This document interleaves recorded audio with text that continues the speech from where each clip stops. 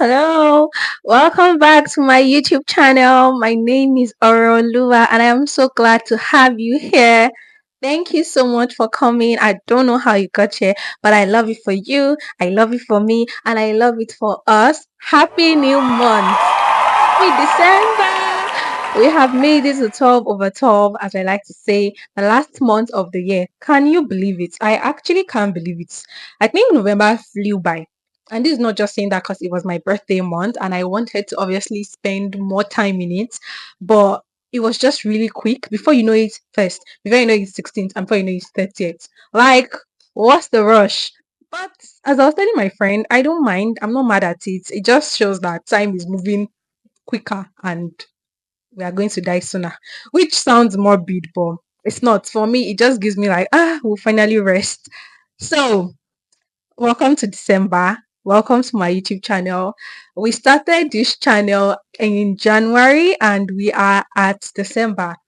I can't believe it's been 12 months. But of course, I know I wasn't like on here throughout the 12 months. There was that period of the break.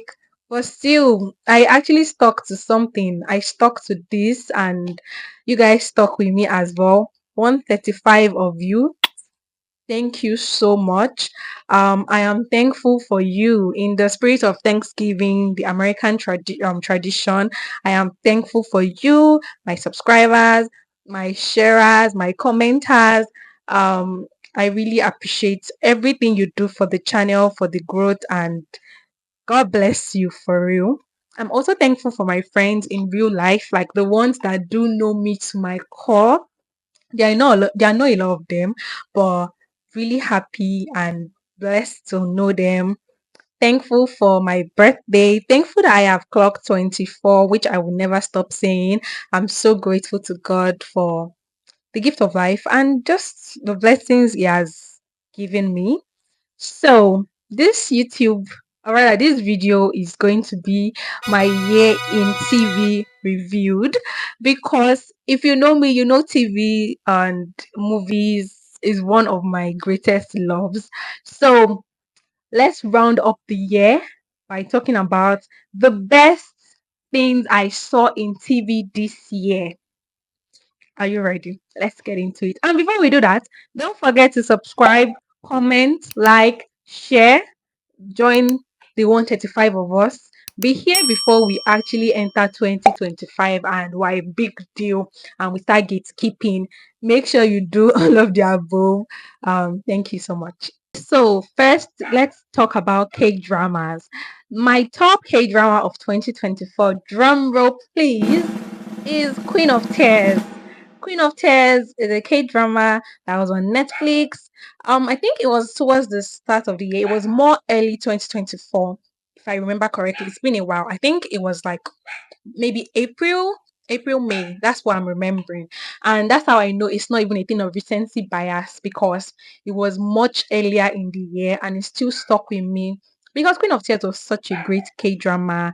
It had my faves, Kim So Yoon and Yurahe. That's not a real name, but that's what I remember now. And they absolutely sold every part of it. Queen of Tears had me crying every week. I watched it as it was released. So like there was a weekly drop, Saturdays and Sundays.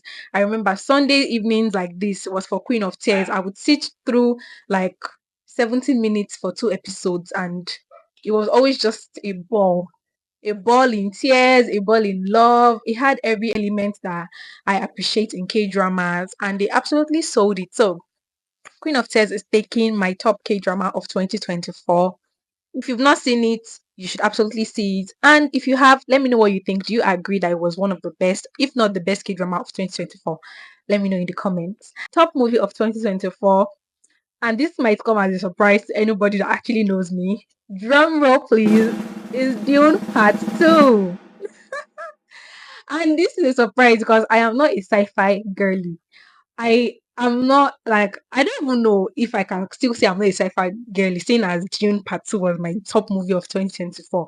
But usually I don't really vibe with sci-fi. I don't understand half of the things they do. It's always like too technical, so many jargons, and it just messes my head. So I don't really play around with it.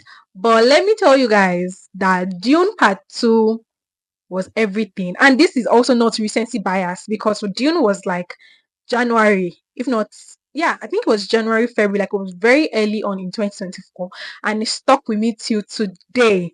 Timothy Chalamet. I That movie is what is making me rate him now. Like I rate him so much as an actor now after seeing Dune. Because prior to Dune, I didn't really like know a lot of his stuff. I hadn't seen any of his movies, but I watched Dune mainly for Zendaya. I have to confess, because I love Zendaya. I'm a Zendaya stan, and I had heard about Dune Part One. I didn't watch Dune even like first one to begin with because I had heard that she only showed up at the tail end. And then I was just like, they just chucked her in there for PR. What are you guys doing to my girl? So I didn't watch it. But then when the Dune Part 2 was coming out, and I was obviously following the press because I am a Zendaya stan, and I was seeing all the fashion, all the beautiful dresses, the red carpet moments. I was like, let me tap in. Like, I'm already following. Let me just watch it. Obviously, I had to watch the first one to be able to enjoy and understand the second one. So I watched Dune, and then I watched Dune Part 2. So I think the fact that I watched both of them back to back also really elevated my experience. It just made it that much more good. And honestly, the storytelling, I enjoyed everything about it. Priscilla was just laughing at me because I know when she was telling me to watch Dune, I was like, nah, I don't watch sci-fi, but now I absolutely enjoyed it. That scene of Paul Timothy Chalamet, Paul Atreides speaking in their Fremen language.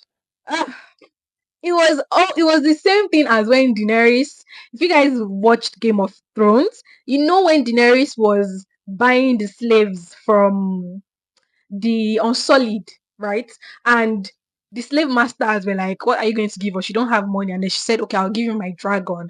And advisors were like, "Why would you give a dragon? Like a dragon is worth more than a million slaves. What are you doing?" And she was like, "Hold your peace. Let me cook. Let me do my thing."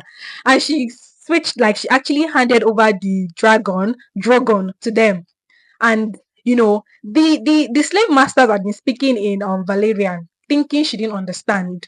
So he was like, he had collected the whip of the dragon, and then he gave her the whip of the slaves and was like, "They belong to you now." They would like, follow your command. Whatever you tell them to do, they would do.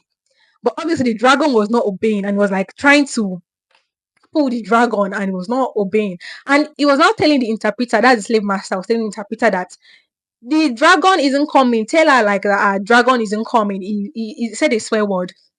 And as I think I've forgotten her name now, as the slave girl that was interpreter was about to like interpret, the name just burst out Valerian, and she was like, dun, dun, dun, dun. I don't even know how to speak it, but she just said this, and she was like that. I am Daenerys Stormborn, like of House Targaryen, of old Valeria. Valerian is my mother tongue. Are you joking?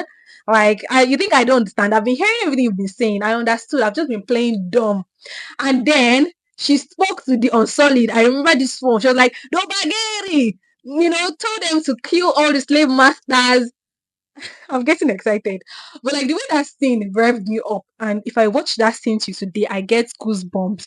And she told Drogon, um, what's the word for like when they're supposed to breathe fire? Dracaris. She told Drogon Dracaris, and it was chaos. All the Unsullied were like killing all the slave masters, freeing all the other slaves. Drogon was breathing fire, killing everybody, and all her advisors were just in awe. And obviously, they go into the action. That was a pivotal moment for Daenerys, honestly, and also it always just leaves me with goosebumps and just makes me, it revs me up. That is the same way I will equate when Paul Atreides revealed himself as Lisan Al Gahib, and he was like that, Chichikaka, like I am the one your mother spoke of, and we're all like, Lisan Al Gahib, Lisan Al Gahib. I loved it. I loved it. Yeah, Dune Part Two, top movie of 2024, and if it doesn't get an Oscar, I'm going to be so upset. Like the director, Denis Villeneuve, Zendaya, Timothée Chalamet, Austin Butler, I've forgotten her name now. The other girl, the one that is in Marvel. All of them killed it. So they deserve, and it deserves the top spot for movie of 2024 for sure. And my most anticipated watch, while we're talking about Zendaya as well, when I say anticipated watch, it was like the one that I just looked forward to the most. I was just like, I need it now. Was Challengers. If you haven't seen Challengers, go and watch Challengers. It's on Apple TV. It's also Zendaya, and it was a wonderful story. Nothing like you've ever seen her in before. It shocked me. It was great, and I was anticipating that movie so bad because it was supposed to be released like years ago, maybe like 2021 or so, but they had like their writer strike, so many things that caused delays. So they just released it this year. And obviously, I was following the press again, seeing Zendaya's fashion, red carpet moments. And then I was like, okay, I want to see this movie. It was supposed to be released in theaters, right? That's in cinemas. And there I was waiting in Lagos, Nigeria. But that is what you get for being a Nigerian because we were at a disadvantage. I was segregated because challengers did not make it to Nigeria, you guys. And I was so upset. It had me DMing Ebony Live Cinemas, DMing Film House Cinema because they were like, oh, you have to see this on the big screen. You have to see this in IMAX, the tennis, the music, the vibe, everything. You just have to see it on the big screen. And I was like, let me watch it in IMAX. Let me see it on the big screen. I DM'd these people on Instagram and they were like, sorry, unfortunately, challengers did not make it to Nigeria. It will not be showing. I was disappointed. So like that just even made it worse for me. Waiting for the movie to get released. It got released. I couldn't see it and I had to wait till it was available on digital before I could now finally see it on Apple TV. I was avoiding and dodging spoilers with my life. So like the anticipation was just ridiculous, honestly. The movie was great. It was in there, of course, it was great. The storyline was amazing. It was confusing, it was complex. It was just like it was kind of new for her, and I enjoyed every part of it. But the anticipation was just like the most it was at the highest for me this year.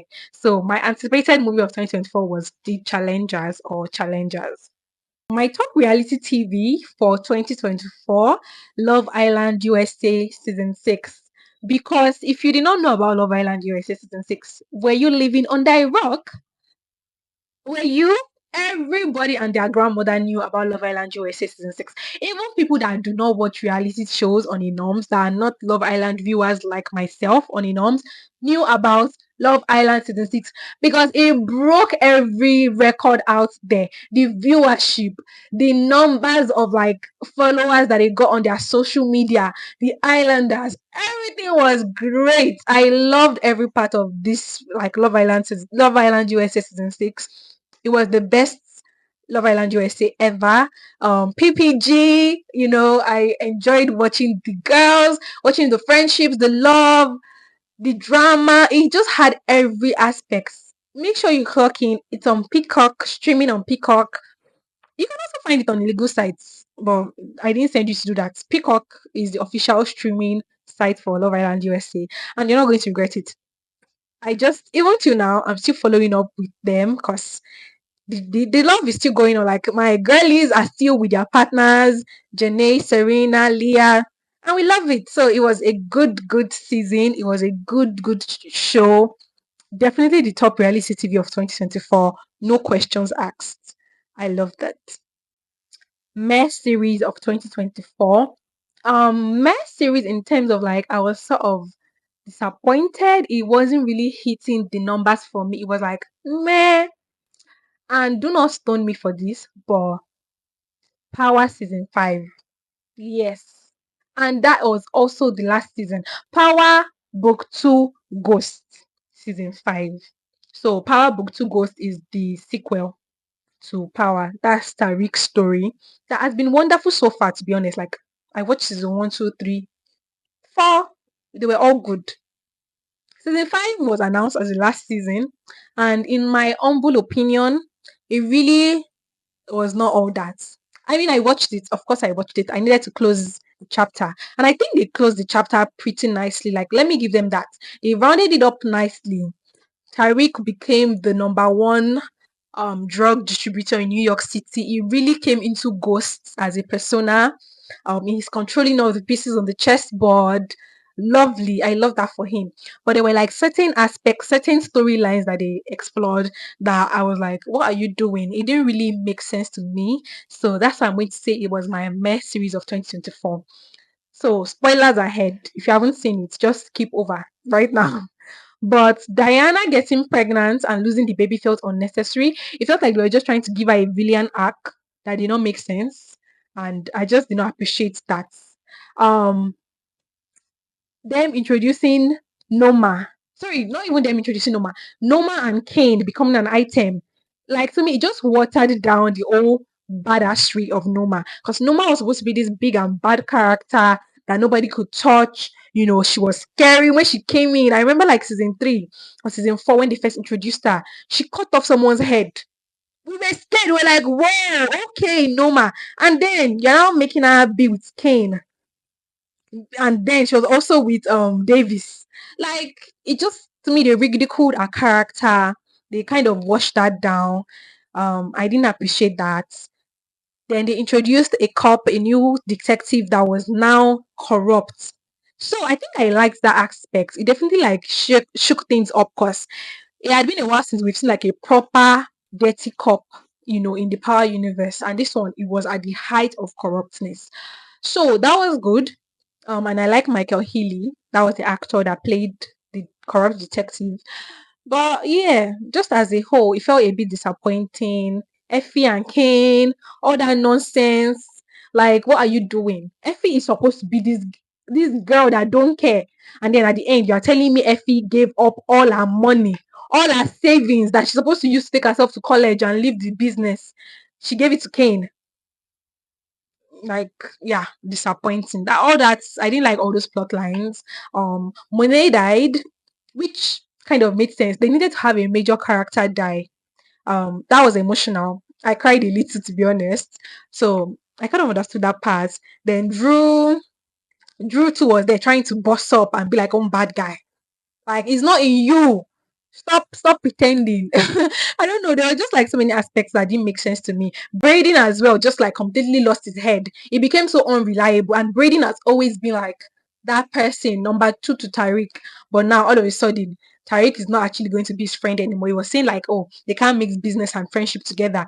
Granted, Braden messed up a lot, but again, that's because of the writing. They completely made him like lose sight of what was important and just became a stupid cokehead. Like Braden was actually doing coke this season, and yeah, just messed up the entire thing for me. So it was my most messed series of 2024, unfortunately. But thankfully, that is over with, and I love that they ended it as they did. Like there was no more to tell. So yeah, we're just going to leave it at that. But my top mini series now of 2024 was on Netflix. Nobody Wants This. I would give Nobody Wants This my top mini series because it was so bingeable. So bingeable. I watched Nobody Wants This in a night. I think it has about 8 episodes. If you've not seen it, run, don't walk. I think it's a perfect Christmas movie.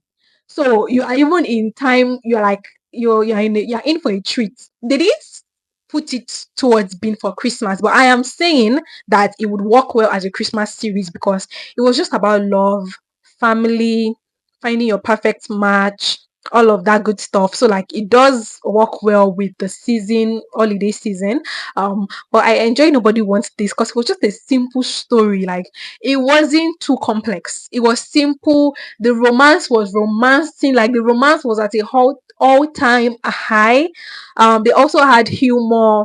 They really knew how to balance everything well. Adam Brody was so good. Kristen Bell came through. I loved all the characters. It's definitely going to have a season 2, so I'm looking forward to that because there's probably more stories.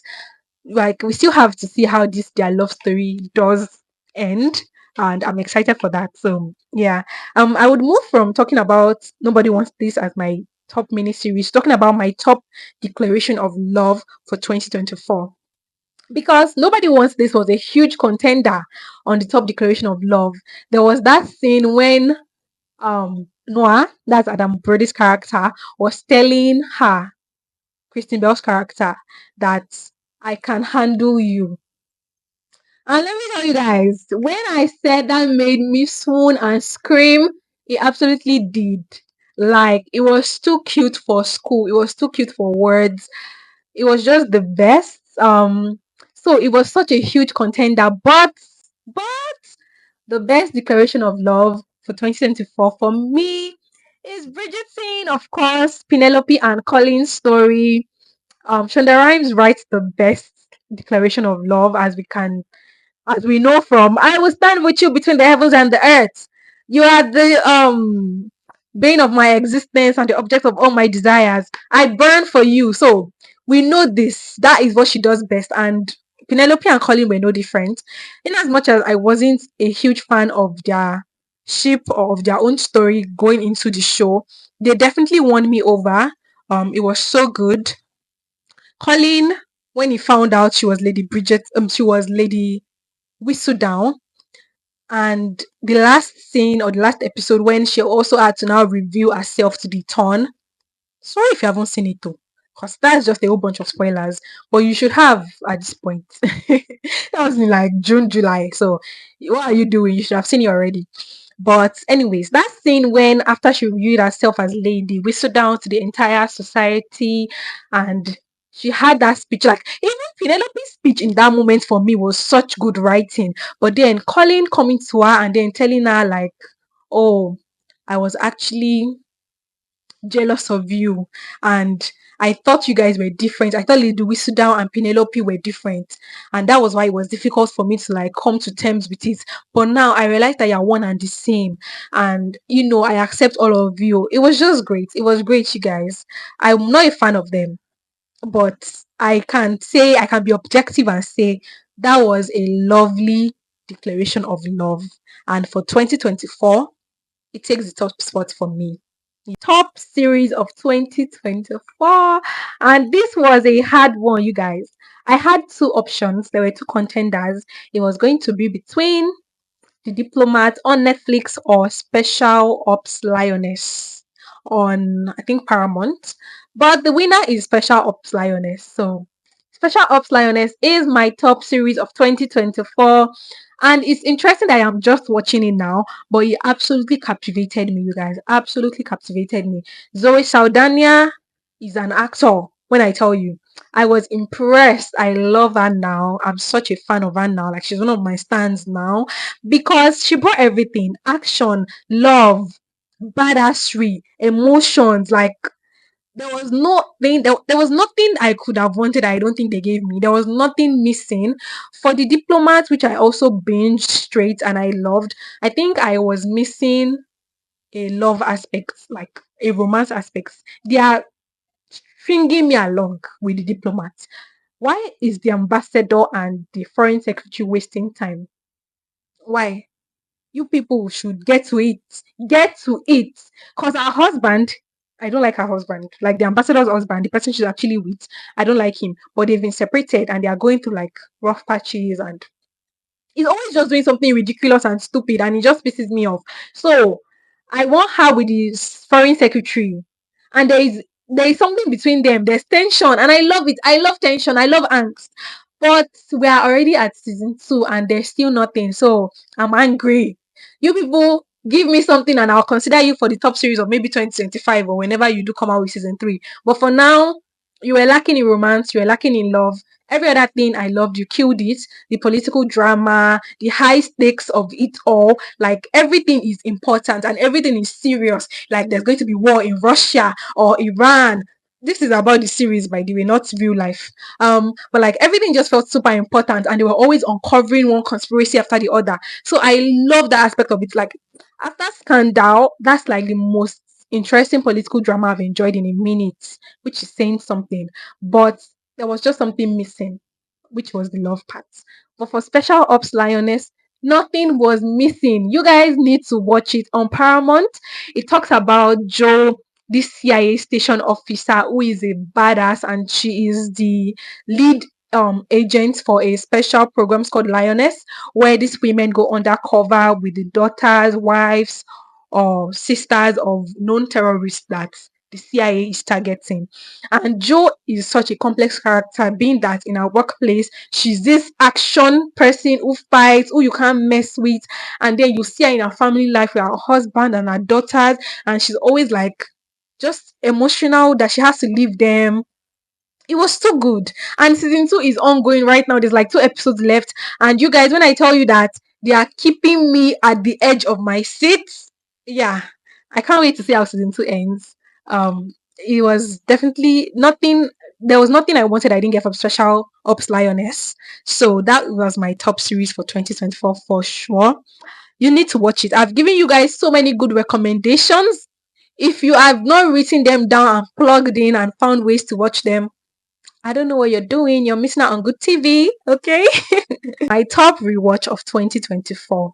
Yes, rewatch in terms of like shows that I've seen before, but I watched again in 2024 because there were a lot of those. Like 2024 was the year of rewatches for me. I don't know. I think like in the middle of the year, I wasn't really seeing anything interesting or anything that was tickling my fancy. So I just went back to watching my old faves and I made a ranking of the ones that I enjoyed the most in 2024. So my top rewatch of the year is Prison Break. And Prison Break is streaming on Netflix right now. I don't know if it was just newly added, but I had just seen it and I was like, oh my god, Michael Scofield! Let me tap in once again. Because you guys, Michael Scofield was probably my first TV crush. I loved that guy. It was like it's what made me realize I like brainy people and I like nerdy guys and serious guys because I just love the way it was serious and nerdy and it was just so good looking and it was also very handsome. So I watched Prison Break from season one all over again. Like I didn't miss one episode, you guys, from season one all the way to like season four before I finally said, okay, let me take a break and watch something that I've not actually seen before. So Prison Break was my top rewatch for 2024. And I watched a lot of other shows I've seen before. Like I watched Charmed, I watched Smallville, and Smallville was such a nostalgic watch, you guys. I watched Smallville since when I was like really small. And I had not seen it since then. But for some reason, there was like a revival of Smallville all over my social media, especially on Twitter. So I decided to tap in again. But I didn't watch Smallville from season one. I couldn't do that. I just watched it from when Lois came into the show, so like season six. And it was good. It was really good. I don't remember a lot of it, so it was nice. It was almost like I was watching it afresh. But I would still give Prison Break because I watched it from the very beginning and I enjoyed every part of it. Sarah and Michael and their love. Ugh, chef's kiss. No complaints over here. In no particular order, because I can't remember everybody. And I don't really have a ranking. So I'm just going to give you guys my top five ships of 2024. The first one would be Leah and Miguel from Love Island USA season 6. So they are a real life couple. They are not a TV couple. They are not a fictional couple. But I'm still going to put them there because I absolutely love them. I love their love story. I'm rooting for their love story. And yeah, they're just the best. I'm definitely a Leah Hive member. And I love Miguel as well. And I'm happy for them. And I hope their relationship continues to prosper. So yeah, Leah and Miguel. I would also say Lois Lane and Clark Kent, which is funny. But watching Smallville again, I really started to now even like Lois and Clark even more. I know when I watched Smallville when I was young, I liked them. I did not like Clark and Lana. Lana used to annoy me. So if you're a Lana fan, sorry. Clark and Lois, watching them for real as a grown person now, yeah, it did something to me. Their chemistry is off the charts. And it was just like really seamless. The way Lois trusted him no matter what. And the fact that she even liked him as the blur without knowing that was Clark and she was in a triangle, but the two of them were the same person. Just awesome. I would also say Noah and I forgot her name from Nobody Wants This. Also one of my top ships of the year. Yeah, I love them.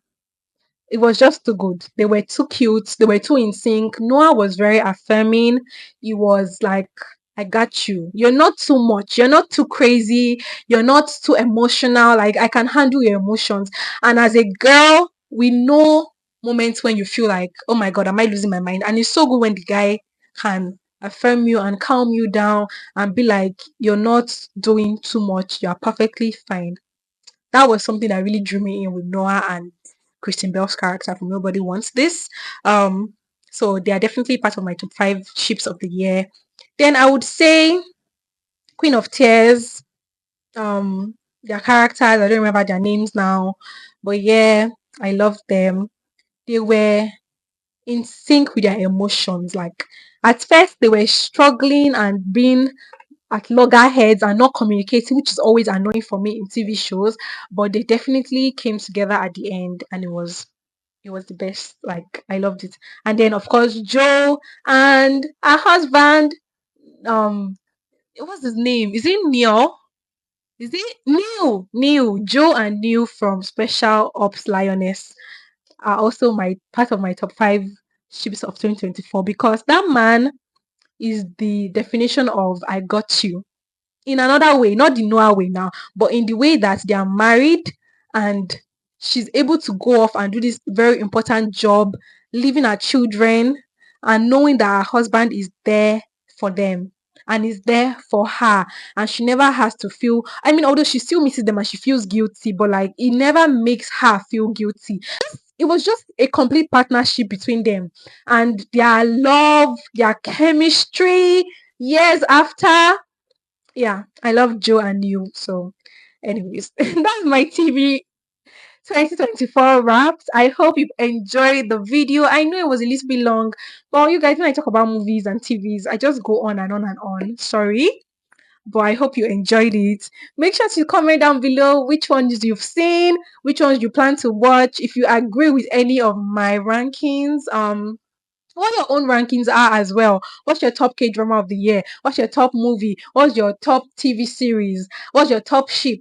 So just let me know in the comments. Also, be sure to subscribe if you haven't. Hit the subscription button, turn on your post notification bell, and share the vlog, share the video, share the channel to many, many people. I would see you in my next video. I'm so grateful for you guys as always. And yeah, enjoy December. Happy holidays in advance, and I'll see you next time.